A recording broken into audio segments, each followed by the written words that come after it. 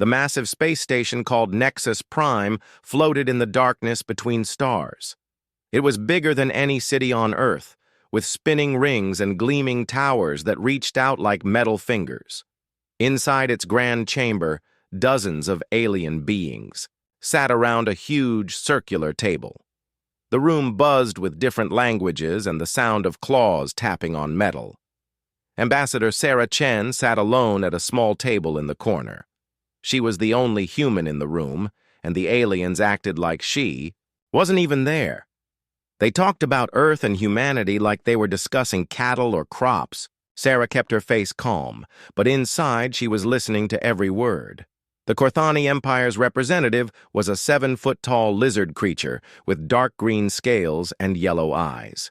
He stood up and spoke in a voice that sounded like steam escaping from a pipe. "These humans are nothing special," he said.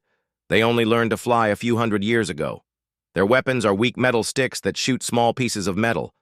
They cannot even leave their own star system without help."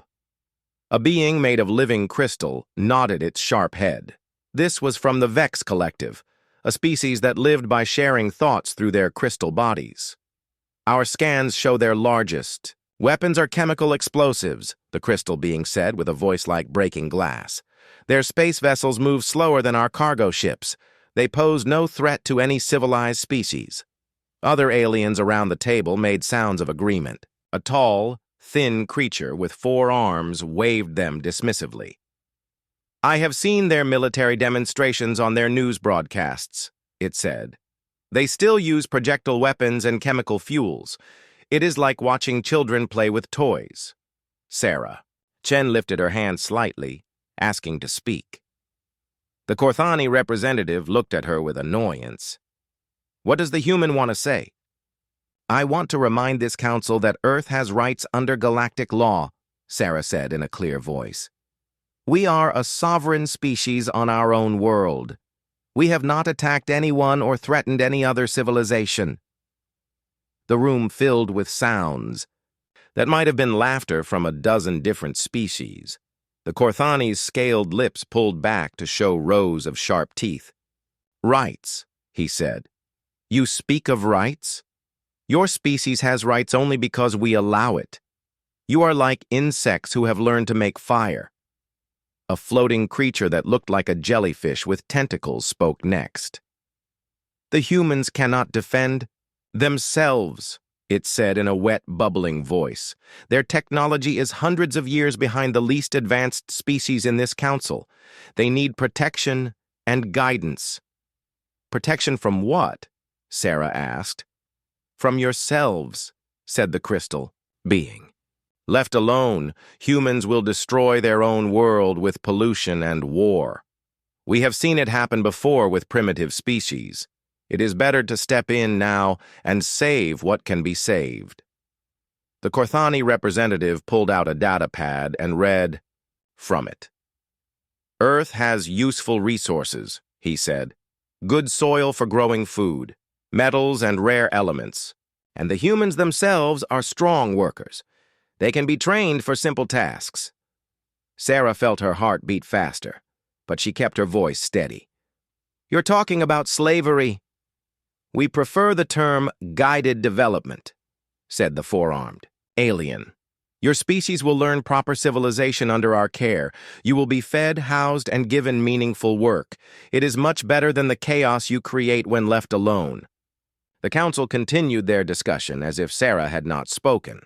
They talked about dividing up Earth's continents between different alien empires. The Korthani would take the Americas and Europe. The Vex Collective wanted Asia for its mineral wealth.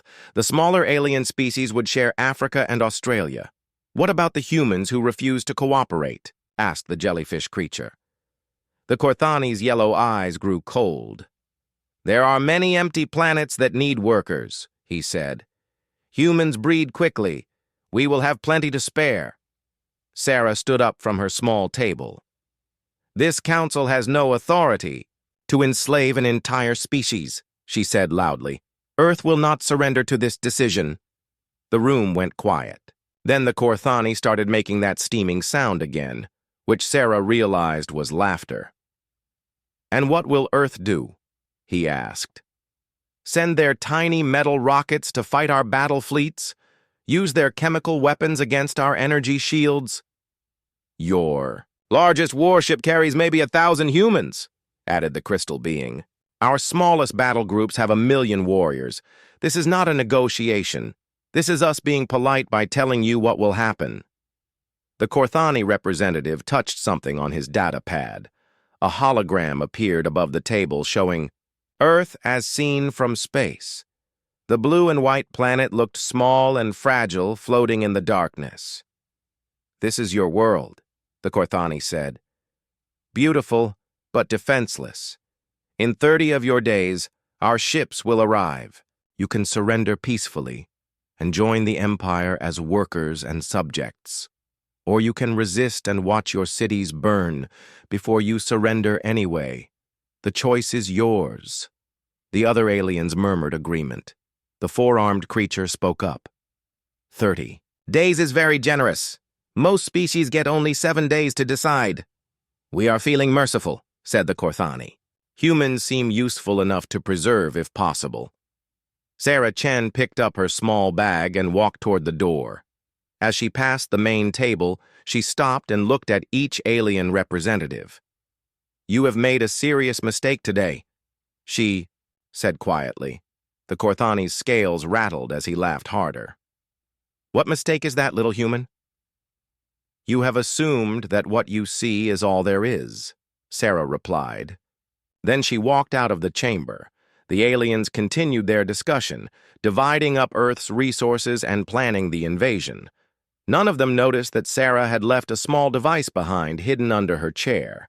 The device was no bigger than a grain of rice, but it was recording everything they said and sending the information through space faster than light itself. Sarah walked through the station's corridors toward the docking bay where her ship waited. The corridors were full of aliens from dozens of worlds, all going about their business. They barely looked at the human woman as she passed.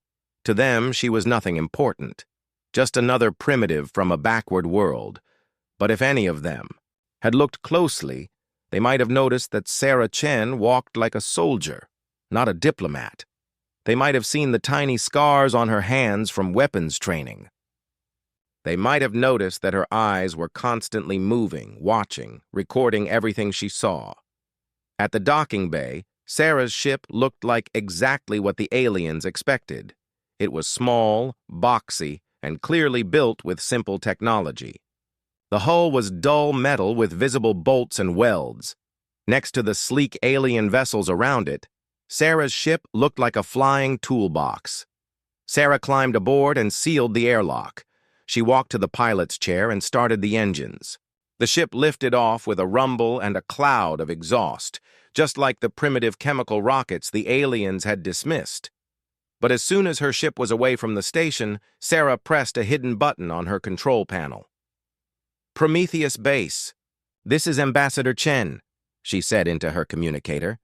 "Phase 1 is complete. The Council has taken the bait exactly as predicted." A man's voice answered from the communicator. "Understood, Ambassador. What's the timeline?" 30 days until their fleet arrives at Earth. They're bringing the Korthani main battle group plus support from at least 6 other species. Estimated. Total strength, 300 ships. Copy that. All assets are in position.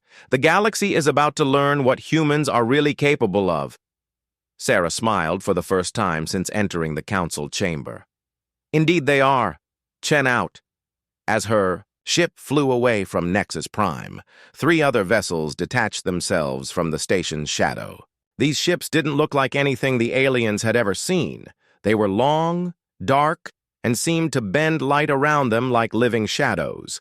They had been there the entire time, invisible to every scanner and sensor the aliens possessed. The ships followed Sarah's vessel for a few light years, then split off in different directions. They had messages to deliver and preparations to make. In 30 days, the Korthani Empire would arrive at Earth expecting to find a helpless world. They were going to be very surprised. Admiral Zektar stood on the bridge of his flagship. the Dominator, and looked at the blue planet through the main view screen. Earth looked exactly as his scouts had described it: small, primitive, and defenseless. The planet had only one moon, and his sensors showed nothing but simple research stations on its surface. Pathetic, Zektar muttered to his second-in-command, a younger Korthani with bright green scales. I have seen mining colonies with better defenses. The Korthani fleet spread out in attack formation as they approached Earth's solar system. 300 warships, each one capable of destroying entire cities with their plasma cannons and energy weapons. The fleet's shields glowed with power, ready to deflect any primitive missiles the humans might launch. Admiral called the communications. Officer, we are receiving a signal from the planet's surface. Put it on screen, Zektar ordered. The view screen changed to show a human man with gray hair and hard eyes. He was sitting in what looked like a simple command room with basic equipment. The name on the screen identified him as Director James Sullivan of Luna Base. This is Earth's Defense Command, the human said in a calm voice. You have entered our solar system without permission. Please state your business. Zektar laughed, a sound like steam escaping from a broken pipe. Human, I am Admiral Zektar of the Korthani Empire.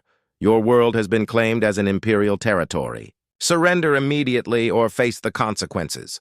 The human on the screen didn't look afraid. Instead, he seemed almost amused. I see.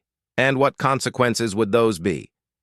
Complete destruction of your civilization, Zektar replied. Your ships are toys compared to ours. Your weapons cannot penetrate our shields. Surrender now, and your people will be allowed to live as subjects of the Empire. Director Sullivan nodded slowly. I understand. You believe you are superior to us because of what you have seen. Is that correct? I know we are superior, Zektar said. Your technology is centuries behind ours. This conversation is a waste of time. Sullivan smiled, and something about that smile made Zektar's scales itch with unease. Admiral, you have made one critical error in your planning. What error? You assumed that what you can see is everything we have, Sullivan said. Allow me to correct that assumption. The human reached forward and pressed a button on his control panel. Suddenly, Zektar's bridge exploded with alarm sounds. His tactical officer was shouting reports as fast as he could speak. Admiral! Multiple. Contacts appearing throughout the system. Large weapons platforms coming online. On the view screen, Zektar watched in shock as the moon's surface began to change. What had looked like simple research stations were unfolding like metal flowers, revealing massive gun barrels that were bigger than his largest warships. The weapons turned toward his fleet with smooth, precise movements. Impossible, Zektar whispered. Our scans showed nothing but basic facilities. Your scans showed exactly what we wanted them to show, Sullivan replied. We have had 300 years to prepare for this moment, Admiral. Did you really think we would leave our defenses visible? More alarm sounds filled the bridge. The tactical officer's voice was getting higher with panic. Sir, energy readings from those weapons are off the scale. They're charging some kind of kinetic accelerators. Zektar looked at the displays showing his fleet. The 300 Korthani warships suddenly seemed very small compared to the weapons now pointing at them from the moon, and as he watched, more contacts appeared on his sensors. Asteroids throughout the system were revealing hidden weapons platforms. What he had thought were simple mining operations were actually heavily armed fortresses. Admiral, his communications officer called out, we're receiving targeting locks from over 200 weapons platforms. They have us completely surrounded. Sullivan's voice came from the speakers again. Admiral Zektar, you are now experiencing what we call tactical disadvantage. Your fleet is outnumbered and outgunned by a factor of approximately 50 to 1. I suggest you consider your next move very carefully.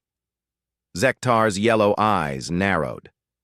You may have hidden weapons, human, but our ships have energy shields and armor that can withstand anything your primitive technology can produce. Your metal projectiles cannot harm us. Sullivan's smile got wider. Would you like to test that theory? Before Zektar could respond, one of the moon's massive guns fired. The weapon produced no visible beam or explosion. Instead, a solid projectile. The size of a small building shot across space at a significant fraction of light speed. It struck the heavy cruiser Devastator, which was positioned on the left flank of the Korthani formation. The Devastator's energy shields, which could stop plasma cannons and particle beams, offered no protection at all against the kinetic projectile. The metal slug punched through the shields as if they weren't there, then tore through the ship's armor like it was paper. The cruiser exploded in a ball of fire and debris. Silence filled Zektar's bridge. 800 Korthani warriors had just died in less than a second, destroyed by a weapon that shouldn't have been able to scratch their ship's paint. As you can see, Sullivan said pleasantly, our primitive technology works quite well against your energy shields. Kinetic energy is difficult to stop when applied with sufficient velocity and mass. The tactical officer's voice was barely a whisper. Admiral, they have enough firepower to destroy our entire fleet in minutes. Zektar stared at the debris cloud that had been the Devastator. This is impossible. Our intelligence reports said humans barely understand basic physics. Your intelligence reports were carefully crafted by us over the course of several decades, Sullivan replied. We needed to know what kind of species we were dealing with. We needed to see how you would treat those you considered inferior. I must say, your performance in the council chambers was quite illuminating. More contacts appeared on Zektar's sensors. These looked like human ships, but they were moving faster than anything in his fleet. They seemed to appear out of nowhere, as if they had been hiding using some kind of advanced stealth technology. Admiral, the communications officer said in a shaking voice, we're being hailed by one of the human vessels. Put it through, Zektar ordered. A new human appeared on the screen, this one wearing what looked like a military uniform. The name display read, Captain Marcus Rivera. Admiral Zektar, this is Captain Rivera of the Human Stellar Navy. You are hereby ordered to power down your weapons and prepare to surrender. Stellar Navy, Zektar said. Our intelligence said humans had no space-based military. Your intelligence was wrong about a great many things, Rivera replied. We have been operating in deep space for over 2 centuries. We have bases throughout this galaxy and fleets that make yours look like pleasure craft. As if to prove his point, the human ships began demonstrating their capabilities. They moved through space with impossible grace, turning and accelerating, in ways that should have torn them apart. Their hulls seemed to absorb energy weapon fire like sponges soaking up water. Admiral, his science officer called out, their ships are using some kind of technology that violates known physics. They're exceeding light speed without entering hyperspace. Their hulls are adapting to our weapon frequencies in real time. Zektar watched one of his destroyers fire its main plasma cannon at a human ship. The beam struck the human vessel's hull and simply disappeared, as if the ship had absorbed the energy and converted it to something else. In response, the human ship fired a single shot that crippled the destroyer's engines without destroying it completely. We are not interested in unnecessary killing, Rivera said, but we will defend ourselves and our world. You have 2 choices, Admiral. Surrender now, or be destroyed along with your entire fleet. Zektar looked around his bridge at the faces of his crew. These were experienced warriors who had conquered dozens of worlds. Now they looked like scared children. He turned back to the view screen, where Director Sullivan was still waiting patiently. How? Zektar asked. How did you hide this from us for so long? Sullivan leaned back in his chair. We are very good at appearing to be less than we are. Admiral, it's a useful skill when you're surrounded by predators. We let you see exactly what you expected to see. A primitive species with crude technology and simple weapons. Meanwhile, we were learning everything about you and your allies. You studied us? For 3 centuries, Sullivan confirmed. Every species in the galactic community, your strengths, your weaknesses, your technology, your tactics. We know more about the Korthani Empire than most Korthani do. Rivera's voice came through the speakers again. "Admiral, I need your answer. Surrender or be destroyed." Zektar looked at the tactical display. His 300 ships were surrounded by over 1,000 human weapons platforms and ships. His weapons couldn't penetrate their defenses, while their weapons could destroy his ships with single shots. It wasn't a battle anymore. It was a slaughter waiting to happen. Zektar began, then stopped. He had never surrendered in his life. No Korthani admiral had ever surrendered to a primitive species. Director Sullivan seemed to understand his struggle. "Admiral, there is no shame in recognizing superior force. Your crews don't have to die for the Council's mistake. Power, down your weapons and prepare to return home. You have a message to deliver." Admiral Zektar's damaged fleet limped into Fortress Korvax 3 days after their defeat at Earth.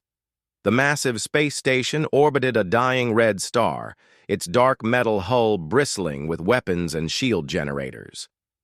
It was the Korthani Empire's strongest military base, home to the Grand Fleet and the Empire's most experienced warriors. War Marshal Thekmor waited in the docking bay as Zektar's shuttle landed. Thekmor was old even by Korthani standards, his scales scarred from 100 battles, his yellow eyes cold as winter ice. He had conquered more worlds than any other Korthani in history, and he had never met an enemy he couldn't defeat. "Explain," Thekmor said as Zektar stepped off the shuttle. Zektar handed over a data crystal containing all the recordings from their encounter with Earth. "The humans have been deceiving us for centuries, War Marshal. They possess technology that makes our best weapons look like children's toys." Thekmor inserted the crystal into a portable viewer and watched the footage in silence. His expression didn't change as he saw the moon's hidden weapons destroy the Devastator, or the human ships moving faster than light without using hyperspace. When the recording ended, he looked at Zektar with eyes full of ice-cold rage. "You retreated," Thekmor said. "You had 300 ships and you retreated from one primitive planet." War Marshal, with respect, "Those ships could have destroyed our entire fleet in minutes. Their weapons go straight through our shields. Their hulls absorb our energy weapons. Like they're feeding on them." Thekmor turned away and walked toward the command center. "Then we bring more ships. The Grand Fleet has over 2,000 vessels. We will crush this human deception with overwhelming force." "War Marshal," Zektar called after him. "I don't think you understand. This isn't just about their technology. They knew we were coming. They were ready for us. They have been studying us for hundreds of years." Thekmor stopped walking but didn't turn around. "What do you mean?" "They knew exactly how our shields worked. They knew our tactics. They knew everything about us while we knew nothing about them. This wasn't a battle, War Marshal. It was a trap." In the command center, Thekmor called together the Empire's top military leaders. The holographic display showed a map of the galaxy with Korthani territory marked in green. Earth was a tiny red dot on the edge of explored space. "The humans have revealed hidden military capabilities," Thekmor announced to the assembled officers.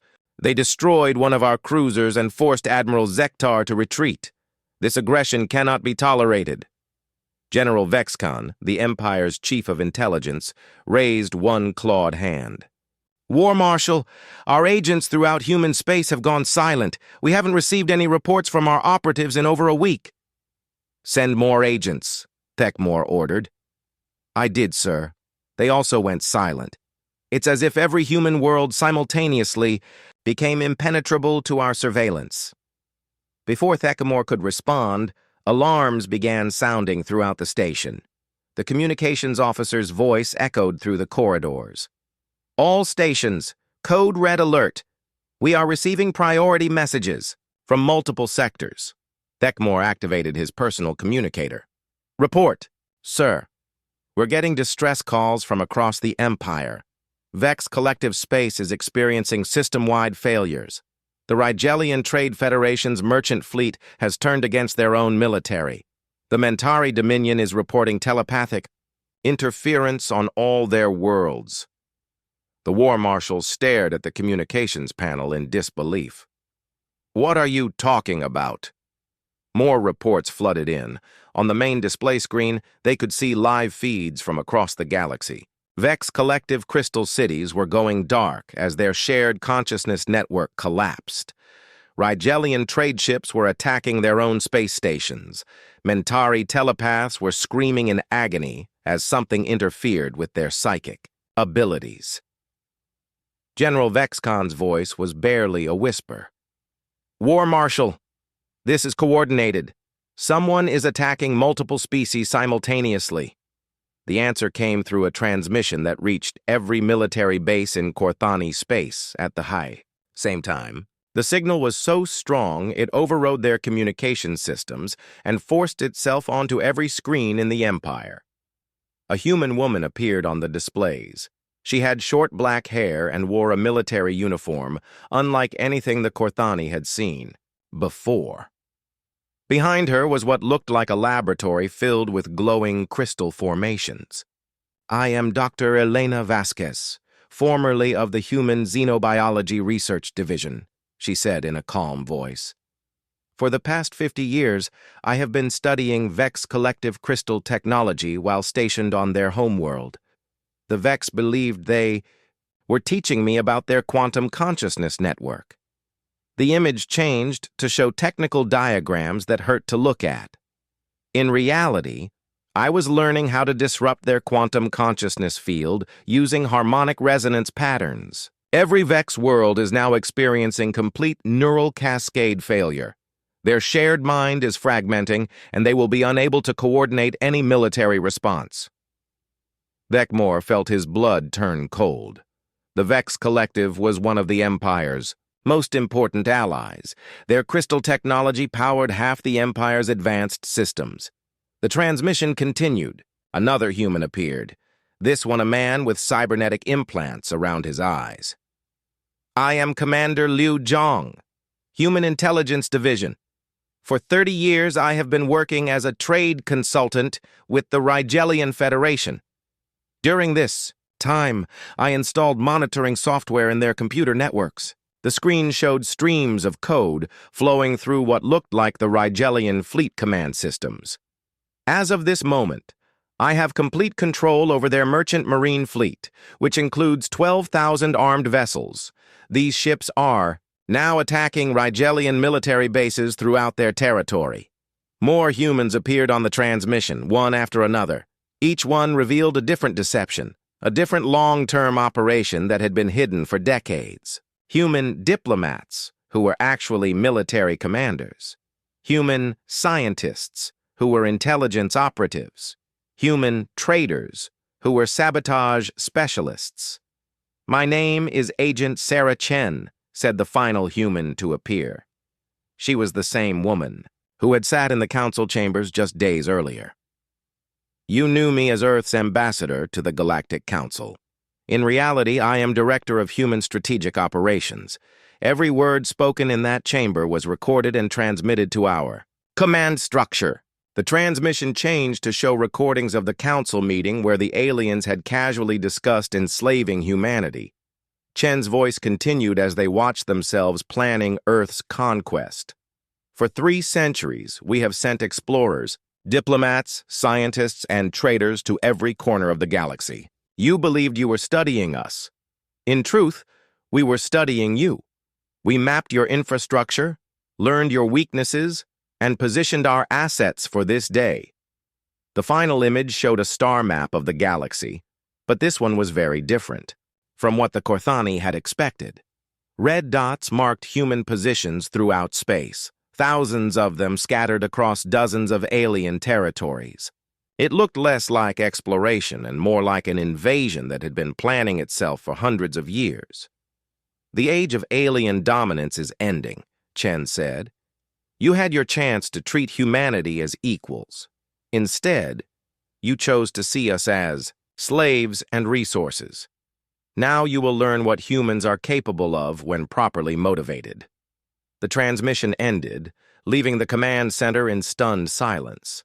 Thekmore looked at the strategic display, where red warning lights were appearing throughout the galaxy.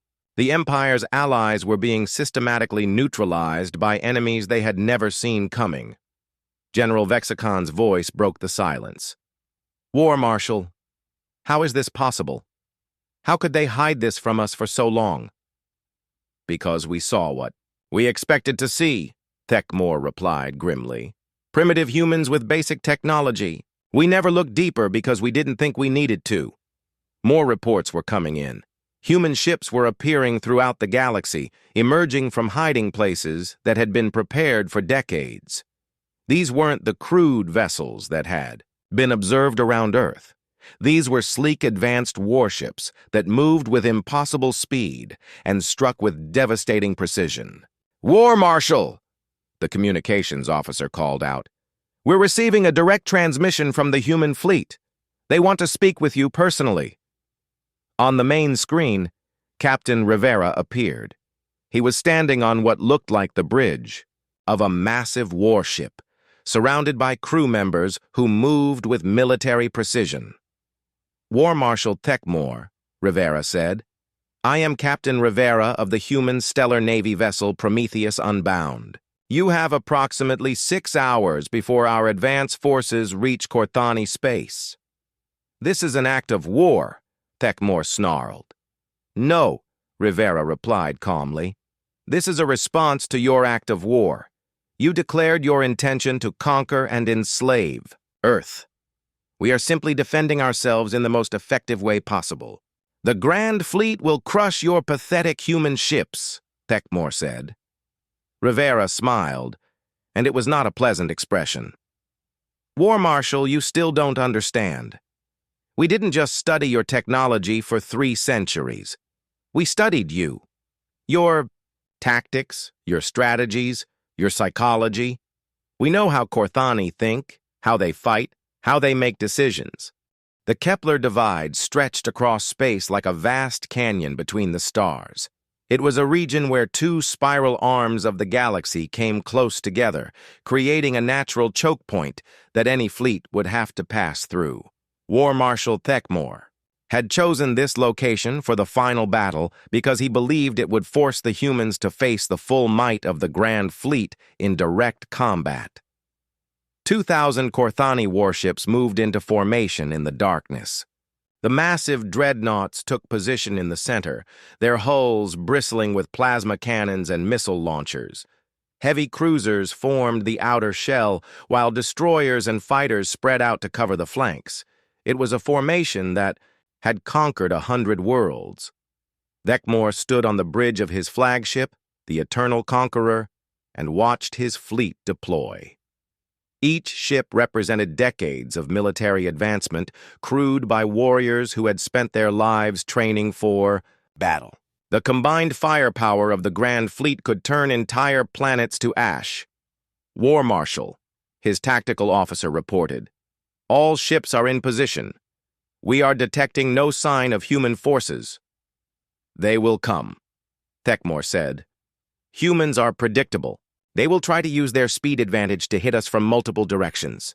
When they do, we will demonstrate why the Corthani Empire has ruled this galaxy for 1,000 years. The first sign of the human fleet was a ripple in space itself. Reality seemed to bend and twist as ships emerged from what looked like folded space-time. These weren't the crude chemical rockets that alien intelligence had reported. These were sleek, predatory vessels that moved like living things through the vacuum. Contact, the sensor operator called out. Multiple human vessels emerging from hyperspace. Count is... Wait, this can't be right. Report, Thekmor ordered. Sir, I'm reading only 50 ships. 50 human vessels against our 2,000. Laughter echoed across the Corthani communication channels. The warriors of the Grand Fleet couldn't believe the humans would be foolish enough to face them with such pathetic numbers.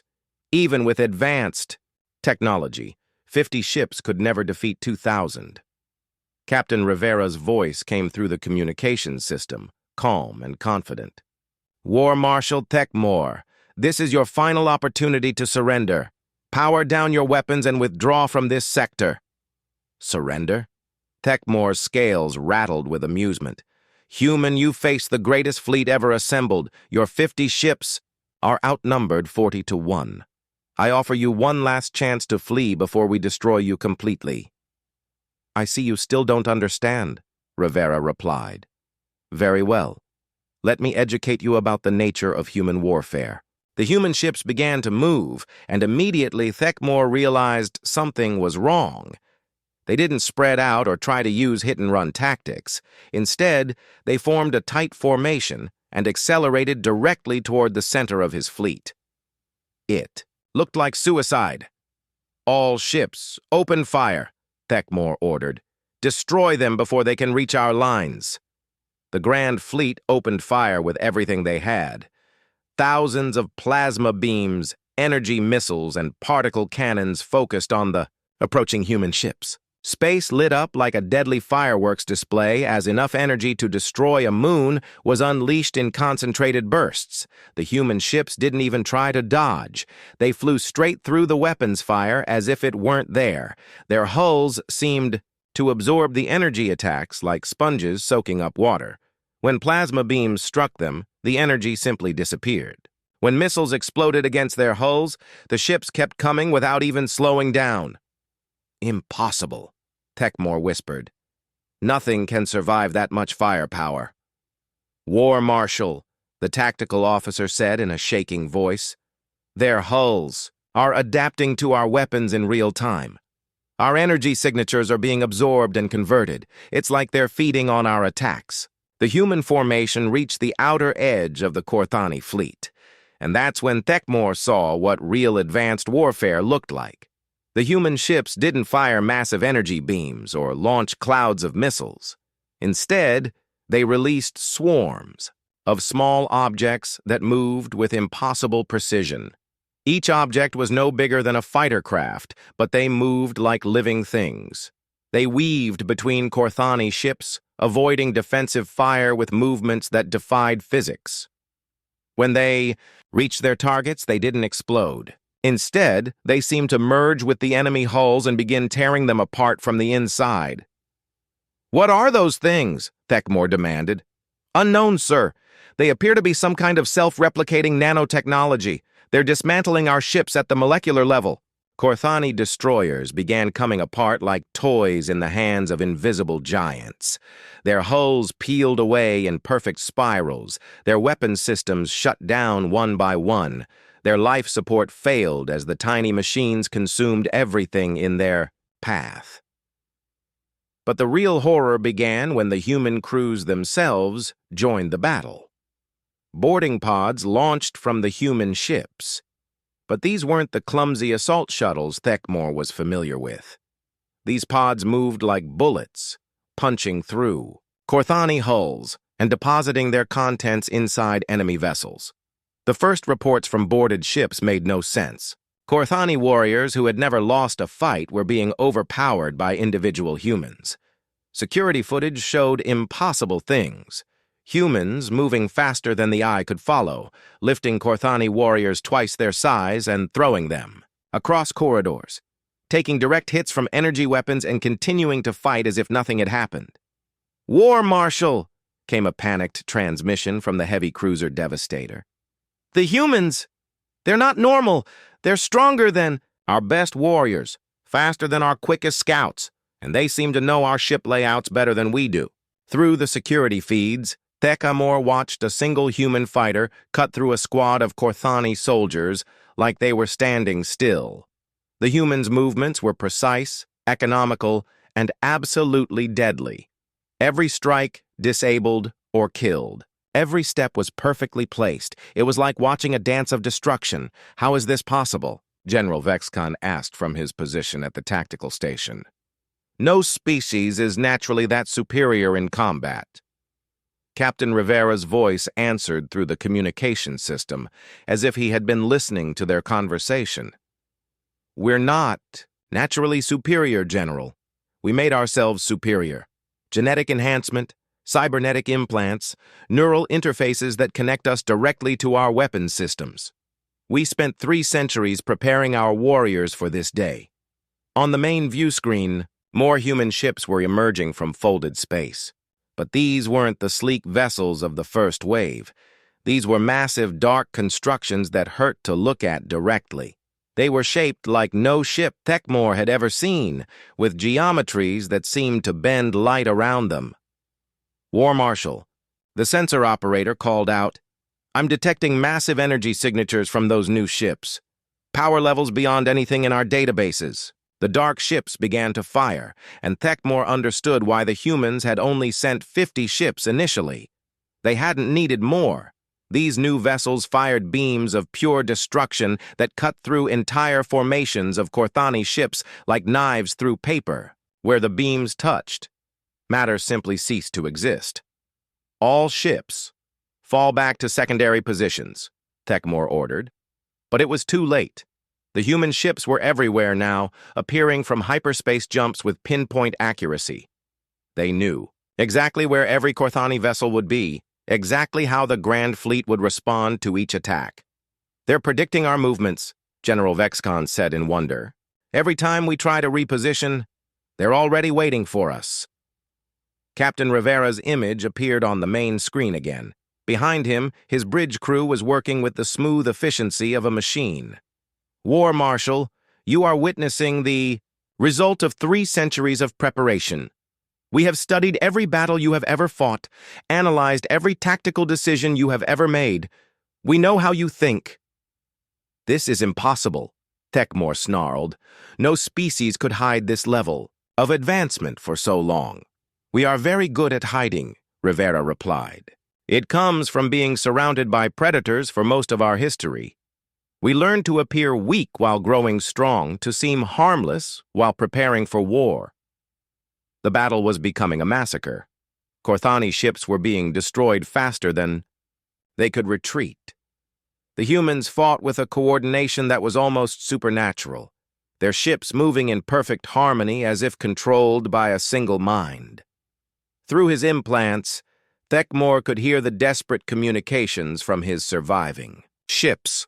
Captains who had never known defeat were begging for orders, for some way to fight back against an enemy that seemed to anticipate their every move. "War Marshal," came a transmission from the dreadnought Iron Fist. "We can't hurt them. Our weapons are useless. They're tearing us apart and we can't even slow them down." Thekmor looked at the tactical display, where the symbols representing his mighty fleet were disappearing one by one. 2,000 ships had become 1,000, then 500, then less. The humans were dismantling the pride of the Korthani Empire with casual efficiency. "Captain Rivera," Thekmor said into his communicator, "what do you want from us?" "I want you to understand," Rivera replied, "that actions have consequences. You came to our world planning to enslave our entire species. You discussed dividing up our planet like it was a piece of 6 months had passed since the Battle of Kepler Divide, and the galaxy had changed in ways no one could have imagined. The Great Council chamber on Nexus Prime looked very different now, where once dozens of alien species had sat around the massive circular table discussing human slavery. Now only a handful of representatives remained. Admiral Sarah Chen walked into the chamber wearing the dark blue uniform of the Human Stellar Command. The insignia on her collar showed her new rank, and the crossed sword symbol of Earth's military was clearly visible on her chest. She was no longer pretending to be a simple diplomat. The surviving alien representatives sat in uncomfortable silence as she took her position at the center of the room. The Korthani Empire was represented by a single junior officer, his scales dull with shame. The Vex Collective had sent a small crystal being, its normally bright inner light barely flickering. The other major powers that had once ruled the galaxy were either gone completely or reduced to shadows of their former strength. "The age of alien hegemony is over," Chen announced in a clear, strong voice that carried to every corner of the chamber. "Humanity now offers 2 paths forward for the remaining civilizations: integration under human protection, or isolation within your home systems while we establish a new galactic order." The changes were already visible through the chamber's massive viewports. Human dreadnoughts patrolled the space lanes, their dark hulls bearing the Earth Defense Force insignia. These ships were different from anything the galaxy had seen before. They moved with purpose and precision, their very presence a reminder that the balance of power had shifted permanently. Fleet Admiral Rivera appeared on the chamber's main display screen from the bridge of his flagship, the Prometheus Unbound. Behind him, the organized activity of a human command center showed the efficiency that had made their victory possible. The transition to human administration has proceeded smoothly in most sectors, Rivera reported. Worlds that surrendered peacefully are experiencing unprecedented prosperity. Their populations have access to human medical technology, advanced education systems, and protection from the chaos that followed the collapse of the old order. Chen activated a holographic display that showed the galaxy as it existed now. Green zones marked areas under human control or protection where trade flowed freely and conflicts had ended. Yellow zones showed species that had chosen isolation, content to remain in their home systems under human monitoring.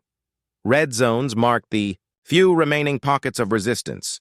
The Andromedans attempted to form an alliance against human expansion, Chen continued. Their combined fleets were neutralized in less than 6 hours.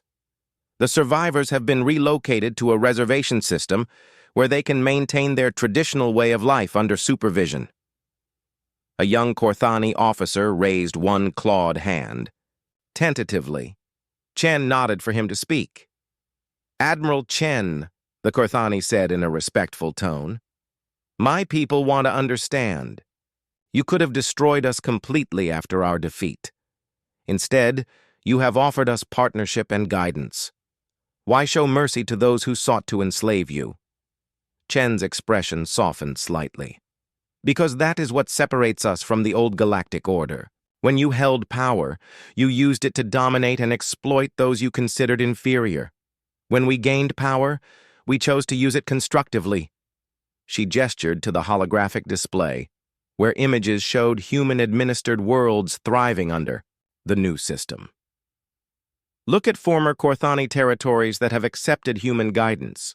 Crime rates have dropped to near zero. Scientific advancement has accelerated beyond anything your species achieved in 1,000 years of independence. Your people are healthier, more educated, and more prosperous than they have ever been. It was true. The transformation of former alien territories under human rule had been remarkable. Human technology could cure diseases that had plagued alien species for millennia. Human educational methods could teach complex concepts to alien children in months instead of years. Human administrative systems could eliminate corruption and inefficiency that had held back entire civilizations. The small crystal being representing the Vex Collective pulsed with dim light as it spoke. Our quantum consciousness network was severely damaged in the war. Our people suffered greatly from the neural disruption. And now your consciousness network is stronger than it has ever been, Chen replied. Human quantum computers have integrated with your crystal matrices to create hybrid processing systems that surpass anything either of our species could achieve alone.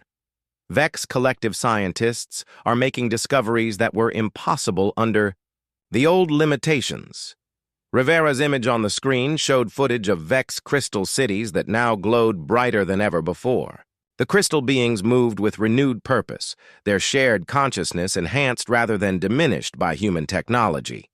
The key difference, Rivera explained, is that we sought to elevate rather than dominate.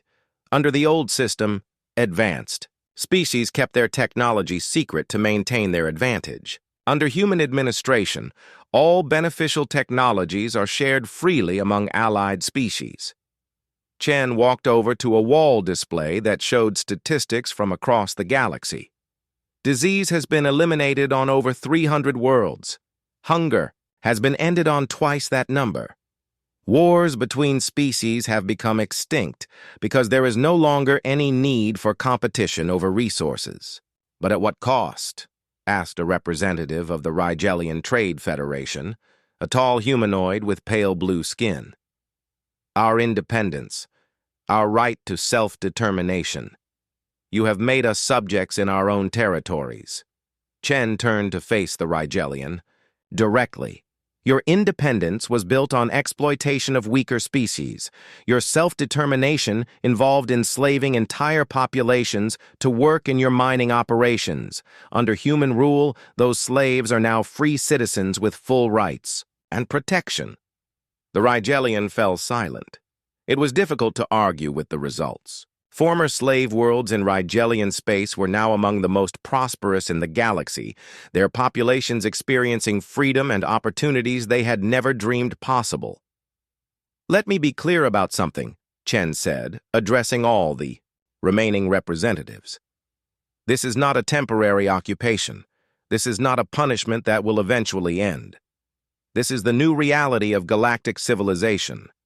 Humanity has assumed the responsibility of leadership, and we will not surrender it to those who proved they could not handle it responsibly." She activated another display showing human colonies spreading throughout the galaxy. Unlike the old, alien empires that had conquered through force, human expansion was driven by invitation.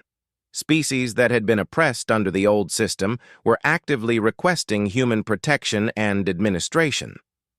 However, Chen continued, "leadership is not the same as tyranny. Species that prove they can govern themselves according to human standards of justice and equality will be granted increasing autonomy.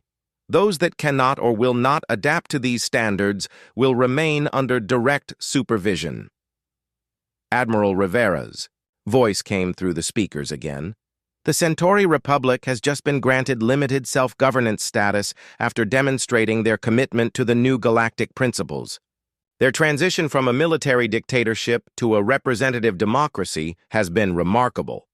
A new figure entered the chamber, and the alien representatives straightened in their seats. Director James Sullivan walked in, wearing a simple civilian suit, but everyone in the room knew he was one of the most powerful humans in the galaxy. As Director of Human Colonial Administration, he was responsible for the day-to-day governance of hundreds of worlds. The integration process continues. "Ahead of schedule," Sullivan reported to Chen. "We now have stable administrations on over 800 worlds. Former conflict zones have been converted to productive colonies. Species that were on the verge of extinction under the old system are now thriving under human protection. The transformation was visible everywhere. Through the chamber's viewports, they could see Nexus Prime itself had changed. The station was larger now, expanded with human technology. The corridors that had once echoed with the schemes of predatory species now bustled with productive activity as beings from dozens of worlds worked together on peaceful projects. Chen walked over to a section of the chamber where several young aliens were observing the proceedings. They were students from the New Geneva Institute, humanity's premier xenological university, where the next generation of galactic citizens was being educated. "These young people represent the future," Chen said. "They are learning not just human knowledge, but human values. They understand that strength should be used to protect the weak, that advanced technology should be shared for the benefit of all, and that diversity of species is a source of strength rather than division." A young Korthani student raised her hand. "Admiral Chen, why did humans go to such lengths to appear weak? Why spend centuries preparing for a war that might never have happened?" Chen smiled at the question. "Because we needed to know who you truly were when you thought you held all the power. We needed to see how different species would treat those they considered inferior. Those who showed mercy and wisdom earned our friendship. Those who revealed cruelty and arrogance earned our justice.